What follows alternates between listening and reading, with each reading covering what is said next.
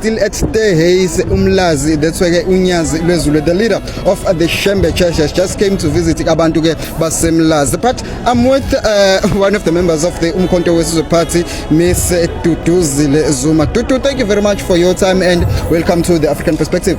Thank you so much. Good to be here. Thank you. You've just been in a meeting with the leader of Shembe Church from site Nyazi, LweZulu. Firstly, what was the purpose of the meeting? Well, yes, we came to meet Nyazi and I think what's important to actually say is that we shouldn't just visit the churches when it's election or campaigning times. It's important to come now and again to show them that we didn't just come for their votes, you know. So the purpose of the visit was just to show that we're still here and we're happy with their support that they show our people and just to spend some time. Right. How did the meeting go? Well, it was not a one-on-one meeting. We just managed to come here and just fellowship with everyone.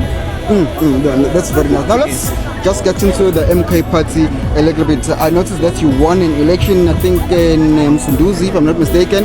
That was what you won that election. Currently preparing for Upongolo by election as well. This was actually the first ward you won an election as a party, if I'm not mistaken, as well in KZN. How are the preparations going? Yes, well, in Pongola, that was the first by-election that MK participated in. We obviously didn't win it at that time. So now we're going back full force. We're going back full force. We are going to take that ward. Sure. Definitely, we're taking it. We're taking it. How's the campaigning going there? It's going okay. I'm going to be visiting Pongola, if not this week, next week, just to give them a little bit of enthusiasm to get us that ward. All right, now let's go back to the ward that you won in Pietermaritzburg. There were a lot of things that took place there. How did the party actually manage to secure that victory? Well, the one in Richmond you're talking about. Yeah, in Richmond, yeah. You know what it is? It's really the MK members and the party really going back to the origins of MK. So I think that when we take it back to the people, taking it back to doing programs, taking it back to being active on the ground, the meet and greets, the motorcades, that's what people have been missing, and when they're seeing that again, like the enthusiasm is revving up again, so we should be happy about. All right. Yes, that's correct. What can you look forward to with regards to the MK, especially during this year as well as next year, as we prepare for, of course, continuous growth, continuous victory, and continuous listening to the people. We have heard the people. We're a party that listens. Everyone knows one of the things that we talk about in Zumism is President Zuma's humility and the ability to listen to his people. So President Zuma is hearing his people. You've just mentioned President Zuma. Yes. You're in Namibia. Yes. I think it was Friday or Saturday? That's correct, yes. You're in Namibia. I saw the president there. Such a warm reception that he received there. Can you just give us a word on that? Listen, it's so difficult to describe. I see the videos that are trending, but to have been in that room in that particular time and to have felt the electricity and the vibe, it's so humbling.